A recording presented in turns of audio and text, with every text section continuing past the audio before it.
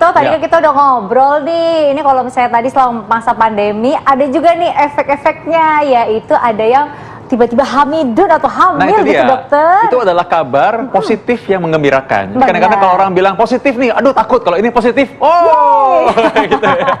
Karena sekarang ini kalau kabar hamil, kadang-kadang mereka juga jadi takut kadang-kadang. Nah, kita akan bahas sekarang bersama Dr. Ari SPOG. Dr. Ari, apa kabar? Baik-baik. Alhamdulillah. Sehat, dokter. Gimana dok? Sekarang berarti banyak kunjungannya ya, karena orang yang... Ya, nggak juga. Justru sekarang emang kita sesuai dengan panduan, jadi kita menghindari datang ke rumah sakit sebetulnya. Jadi ANC itu panduannya kita jarangin malahan. Gitu. Kecuali emang ada satu kedaruratan baru dia datang ke rumah sakit dan ke dokter. Nah, nih dokter, banyak banget nih orang-orang yang bertanya. Ini ibu hamil yang terinfeksi COVID-19, ini dapat membuat kesehatan janin jadi terganggu. Ini fakta atau mitos, dokter? Ya, jadi sebenarnya begini. Ibu hamil sebenarnya mempunyai resiko yang sama ya. Mempunyai resiko yang sama untuk mendapatkan infeksi COVID. Ya, jadi tidak ada perbedaan antara ibu hamil sama nggak hamil. Nah, cuman secara umum sebetulnya kondisi imunitas ibu hamil itu turun. Jadi lebih mudah ada pada beberapa penyakit virus gitu ya. Kalau mengenai orang hamil tuh biasanya lebih berat. Jadi makanya ibu hamil harus lebih hati-hati. Jadi itu fakta atau mitos nih, dokter? Kenapa? Jadi fakta atau mitos nih, dokter nih? Ada beberapa faktanya, emang benar begitu. Tetapi untuk COVID emang data itu kan karena ini penyakit yang baru ya. Kita belum punya banyak data. Jadi emang selama ini baru menunjukkan bahwa sebagian besar ibu hamil yang menderita COVID itu dia keluhannya emang hanya mild atau moderat. Nah, jadi dia banyaknya itu kalau udah di atas trimester 3 baru keluhannya itu berat. Gitu, itu yang emang data yang ada. Tapi kita tetap harus berhati-hati dengan asumsi tadi secara umum. Jadi sebenarnya mitos malah ya, karena sama aja sebenarnya. Sama aja sebenarnya. Jadi ini mitos. Jadi bukan berarti bahwa orang yang hamil lebih rentan. Sama aja tergantung tadi imunitas dan lain-lain tadi ya. Iya, jadi gini, sebelah gini. Poinnya ada gini. Secara umum ibu hamil itu dia emang imunitasnya turun. Walaupun kita belum punya data yang cukup tentang COVID. Jadi kita harus hati-hati untuk ibu hamil. Karena kondisi yang tadi. Tetap waspada intinya. Tetap waspada. Jadi memang kan ini sama aja kayak orang-orang lansia juga dibilang lebih rentan nggak? Sebenarnya nggak juga. Tapi yang penting imunitas dan kekebalan tubuh yaitu yang harus dijaga, kebersihan dan lain-lain ya. Jadi intinya itulah, tadi kita masih perlu banyak yang lain. Tapi mudah-mudahan semua sehat-sehat aja lah. Nah sekarang berikutnya nih. Ada orang yang tanya-tanya nih mengenai karena akibat COVID-19 ini pada trimester pertama, ini kehamilan dapat meningkatkan risiko terjadinya cacat pada kelahiran pada anak tersebut. Ini fakta atau mitos? Fakta atau mitos, dok? Betul. Jadi emang sebenarnya ini kembali lagi ke tadi. Jadi ini suatu penyakit baru, emang kita belum ada data yang menunjukkan bahwa emang infeksi COVID itu bisa menyebabkan kecacatan. Begitu juga dengan keguguran, itu belum ada fakta. Tapi emang udah ada data, beberapa data yang menunjukkan bahwa misalnya itu terjadi di trimester 3 dengan infeksi yang berat, itu bisa menyebabkan prematuritas. Berarti sementara ini mitos dulu karena belum ada faktanya tapi tetap harus hati-hati. Oke, sementara mitos, tapi harus hati-hati tetap. Karena secara umum memang COVID-19 ini kan menyerang memang di saluran napas. Tapi kan secara umum ternyata banyak juga yang lain-lain yang dia nyerang juga. Misalkan kan pembuluh darah, ada penyempitan atau dan lain-lain kan, ada pembekuan darah. Jadi mungkin saja bisa mengaruhi janin juga. Nah, berikutnya apa lagi nih? Tapi dokter, ini kan kalau misalnya bayi yang baru lahir nih dokter ya, katanya kalau misalnya dari ibu yang positif COVID-19 nih, ini harus dikarantina dulu. Fakta atau mitos? Tapi jangan dijawab dulu dokter, biar pada penasaran. Makanya jangan kemana-mana, tetap di Hidup Sehat. Dari sini kita bisa belajar bahwa tidak ada kata terlambat. Salam super. Semangat sekali. Ya ini emang jadi jarang ya dokter ya.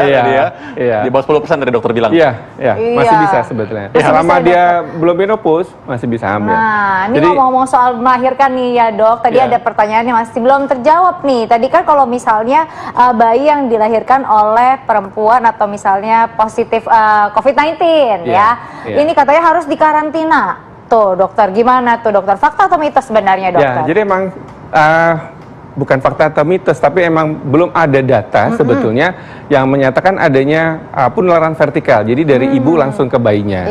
Nah biasanya itu. Tapi harus dikarantina kan ya dokter? Biasanya dikarantina 14 hari di dalam, dan bayinya sendiri yang ibunya COVID positif juga dipisahkan dengan bayi-bayi sehat lainnya. Dan mereka harus diperiksa dalam 24 jam dan 48 jam. Atau udah diulang lagi 2 minggu, sama seperti prosedurnya seperti itu. Sama. Itu ada gambarnya dokter lucu tuh, dikasih face shield gitu. Nah sekarang nih bayi begini, Ini nggak dianjurin loh sama WHO. Sebenarnya sebenarnya nggak boleh. Nggak boleh sama WHO. Sebenarnya kalau di karantina, kalau misalkan memang harus tadi karantina tadi, misalkan sebenarnya apa yang harus dilakukan? Artinya orang tuanya yang di kamar sendiri, anaknya dirawat orang lain berarti? Iya, jadi emang ada beberapa ada beberapa pendapat sebetulnya di dunia gitu ya. Jadi misalnya kalau dia minta rawat gabung gitu ya, itu diperbolehkan tapi jaraknya harus 2 meter dan ada sekat. Oh, sekatnya. Jadi plastik atau apa supaya ibunya tetap bisa lihat tapi dia nggak bisa langsung. Karena emang penularan yang pas itu kan karena kontak sebetulnya. Oh, tapi berarti kalau misalnya ibunya positif COVID-19 nggak bisa kasih ASI dong, Dok? Boleh apa nggak sih, Dok, sebenarnya? Ya, itu juga benar tuh. Tadi emang banyak pertanyaan. Jadi emang ada dua hal. Jadi beberapa pendapat juga kontroversi. Ada yang bilang nggak boleh karena emang dia bisa menular melalui kontak. Andaikan pun dia misalnya mau gitu ya, itu harus pakai alat pelindung diri. Gitu. Nah, emang sebagian besar itu yang dianut adalah dipisah sampai 2 minggu. Nah, terus bayinya itu tetap dikasih ASI tapi diperah. Oh, gitu. Diperah dengan pompa ASI yang dedicated. Jadi khusus buat si bayi itu sendiri. Jadi nggak boleh tuker-tukeran gitu. Khusus buat itu, buat dia dan harus dibersihin dulu. Nah, ibunya pakai ini, terus dibersihin, dipompa, baru dikasih ke bayinya. Nah, dengan demikian, dengan cara itu memang jadi dari ASI tidak akan menularkan COVID-19? Tidak ada data yang menyatakan bahwa virus itu ada di ASI. Ya, sementara ini enggak. Tetap bisa dikasih ASI-nya, cuman pemberiannya belum bisa langsung. Nggak boleh kontak langsung ya, dokter ya? Jadi harus bisa menularkan ke bayinya. Oh, jadi gitu, ya juga tuh. Nah, sekarang bagaimana dengan ibu yang ingin meningkatkan imun dan ingin banyak mengkonsumsi suplemen? Nah, ini aman nggak untuk bayinya atau janinnya nanti? Ya, jadi emang sebaiknya ibu hamil ya di masa COVID ini emang dia kan harus istirahat yang cukup ya, menghindari dehidrasi ya, harus banyak minum ya, cukup cairan. Terus dia harus mengkonsumsi beberapa vitamin ya, selain vitamin yang biasa dia konsumsi sama kalsium, dia harus mendapatkan vitamin D3. Selain itu juga harus mendapatkan suplemen magnesium sama zinc ya, dan itu bisa membantu meningkatkan daya tahan tubuhnya dia dalam mencegah terinfeksi COVID-19. Nah, ini sejauh apa yang kita bilang berlebihan nih kalau minum suplemen? Kan kadang-kadang karena kita sekarang lagi era pandemi, sehingga orang mungkin akan sedikit berlebihan untuk nggak apa-apa dilebihin dikit. Jadi sebenarnya sebenarnya paling penting sebenarnya begini, kalau kita mengkonsumsi suatu vitamin atau apa, kita konsultasikan dulu kepada dokternya atau bidan. Jadi karena biasanya vitamin itu diberikan kalau misalnya ada tambahan vitamin ya, kalau dipandang oleh dokternya emang dia kemungkinan ada defisiensi, ada kekurangan. Misalnya gini, pola makannya cenderung membuat dia kekurangan kalsium, mungkin kalsiumnya bisa ditambah jadi 2 kali atau lebih. Secara umum vitamin apa yang biasa diberikan kepada ibu yang sedang hamil ketika masa seperti ini? Ya, jadi selain biasanya zat besi sama kalsium, biasanya kita tambahin vitamin C ya. Vitamin C, vitamin D3 sama vitamin yang mengandung magnesium sama zinc. Nah, kalau misalnya nih, Dok, ini kan lagi pandemi gini kan, jamu-jamuan gitu ya, herbal gitu, sebenarnya boleh nggak sih dikonsumsi sama wanita hamil lagi pandemi gini, Dok? Ya, jadi emang sebetulnya gini, kita belum ada satu penelitian data yang menyatakan itu.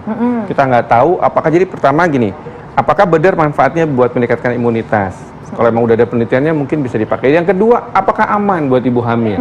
Nah, itu juga mesti kita lihat. Jadi kita nggak boleh mengkonsumsi sembarangan ya. Jadi kita mesti lihat itu. Kalau emang 2 hal tadi itu nggak ada, jadi emang misalnya hal pertama dia benar bisa menyebabkan meningkatkan imunitas, dan kedua dia aman buat ibu hamil, nggak apa-apa. Nggak apa-apa ya, Dok. Tapi itu harus data yang bagus ya, yang bener ya. Gitu ya. Jadi jangan main asumsi sendiri. Oh, ini bagus untuk kekebalan tubuh, main diminum aja. Jangan dulu, dokter ya. Kita harus cari tahu dulu tetap ya. Karena nggak semua yang herbal itu juga ternyata aman ya. Bisa aja ada efek samping lain. Nah, sekarang ini sebagai konklusi supaya ada tips yang dibawa pulang oleh pemirsa yang ada di rumah. Sekarang satu, terinfeksi COVID-19 saat hamil itu sejauh apa bahayanya buat ibu dan juga janinnya? Ya, jadi gini. Emang tadi seperti saya bilang bahwa sebagian besar itu keluhannya ringan sampai moderat.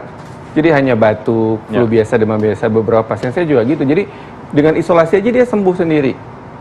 Tapi pada trimester 3 itu kan hamil rahimnya udah besar ya, dia napas aja juga udah agak susah ya. Nah, itu biasanya keluhannya akan lebih nyata. Jadi lebih berat. Nah, makanya sebetulnya tipsnya adalah pada mulai masuk di atas 28 minggu, ibu-ibu hamil itu harus lebih hati-hati. Di rumah aja kalau bisa. Ya, jadi hindarin kontak, kemudian ke tempat yang kerumunannya banyak ya, istirahat yang cukup, dan tadi minum yang cukup juga, cairan cukup ya, terus konsumsi vitamin, dan yang penting adalah itu tadi, masker, cuci tangan, Sama sebetulnya jangan megang muka kalau tangannya kotor. Iya, betul. Jadi sebenarnya intinya kita mencegah supaya jangan sampai tertular, dan secara umum sih harusnya mudah-mudahan ringan-ringan aja. Ya, tapi tetap waspada supaya jangan sampai kena yang berat, karena kita nggak tahu, kita nggak pernah tahu, karena itu tetap segera kita jaga kesehatan. Dan saksikan informasi mengenai hidup sehat selalu di Hidup Sehat di sini sampai Jumat ya.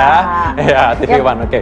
Yang pasti setiap hari Senin sampai Jumat jam 1 siang hanya di TV One pastinya. Kalau gitu saya Krisa Lasyani. Saya Dr. Vito Damai, Indonesia Hidup Sehat.